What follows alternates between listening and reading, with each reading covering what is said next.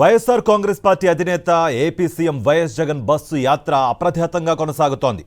మేమంతా సిద్ధం పేరుతో సాగుతున్న జైత్ర యాత్ర 6వ రోజున అన్నమయ్య జిల్లాలో అడుగడుగున జగన్కు జనం నీరాజనం పట్టారు.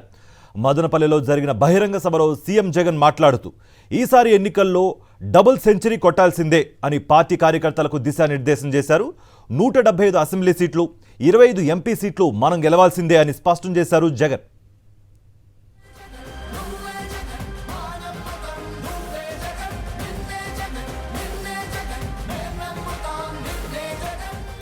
రాష్ట్రంలోని ప్రతి ఇంటికి ప్రతి గ్రామానికి జరిగిన మంచి కొనసాగించడానికి మీరంతా సిద్ధమేనా అంటూ ముఖ్యమంత్రి వైఎస్ జగన్ వేసిన ప్రశ్నకు మదనపల్లిలో జరిగిన బహిరంగ సభకు హాజరైన ప్రజానీకం హర్షధ్వానాలతో ప్రతిధ్వనించింది. చల్లని గాలిని ఇచ్చే ఫ్యాన్ ఇంట్లోనే ఉంటుందని, సైకిల్ ఇంటి బయటే ఉంటుందని, టీ గ్లాసు సింకులోనే ఉంటుందని జగన్ స్పష్టం చేశారు.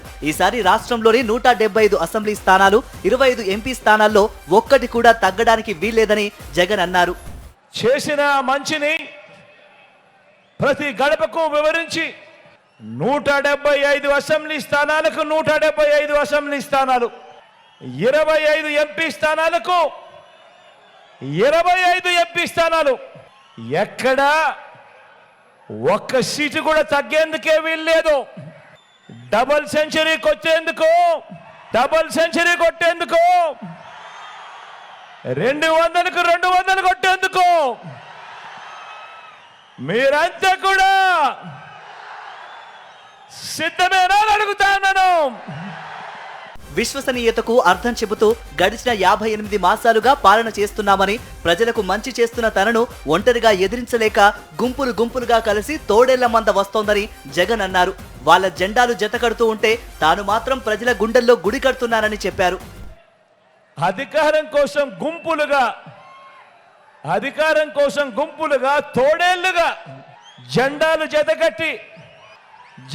జతకట్టి అబద్ధాలతో వస్తా ఉన్నారు.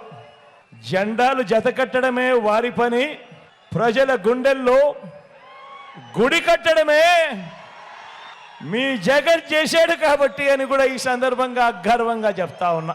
ఈరోజు నేను చెప్తా ఉన్నా, ఇంత మంచి జరిగింది కాబట్టి ప్రతి గుండెలోనూ మీ బిడ్డ ఉన్నాడు, మన ప్రభుత్వం ఉంది, మన వైఎస్ఆర్సీపీ ప్రభుత్వం ఉంది. అందుకే ఈరోజు ఒక్కడి మీద ఎంతమంది దాడి చేస్తా ఉన్నారో చూడండి.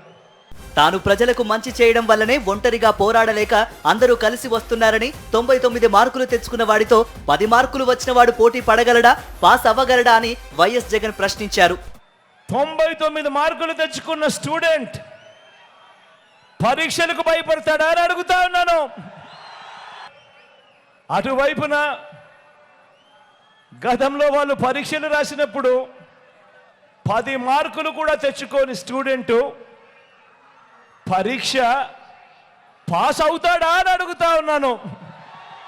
ఎన్నికల మేనిఫెస్టోను ఓ బైబిల్ గాను, ఓ ఖురాన్ గాను, ఒక భగవద్గీత గాను భావిస్తూ ఏకంగా 99% వాగ్దానాలు నెరవేర్చిన మన విశ్వసనీయత ముందు 10% వాగ్దానాలు కూడా తన హయాంలో ఎప్పుడు నెరవేర్చని మోసం చేసిన బాబు ఆయన కూటమి నిలబడగలుగుతుందా అని అడుగుతా ఉన్నాను. ఈ సందర్భంగా పేదలకు డీబీటీ, నాన్ డీబీటీ కలిపి మొత్తం 3,75,000 కోట్ల రూపాయలను 5 ఏళ్ల కాలంలో అందించామని, ఇది మన ట్రాక్ రికార్డ్ అని వైఎస్ జగన్ చెప్పారు. చంద్రబాబు పేరు చెబితే ఒక్క పథకం అయినా లేదా ఒక్క మంచి పనైనా గుర్తుకు వస్తుందా అని జగన్ ప్రశ్నించారు.